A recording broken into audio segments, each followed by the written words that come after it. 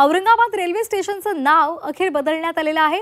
औरंगाबादचं नाव आता Chhatrapati Sambhajinagar railway station झालेलं आहे।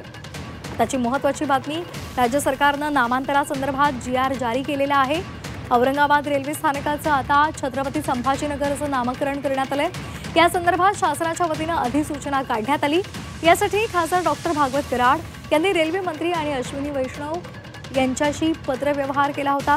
राज्यामध्ये 2022 मध्ये शिंदे फडणवीस सरकार स्थापन झाल्यावर औरंगाबाद जिल्ह्याचे नाव बदलून छत्रपती संभाजीनगर करण्याचा निर्णय फेब्रुवारी 2023 मध्ये झाला होता।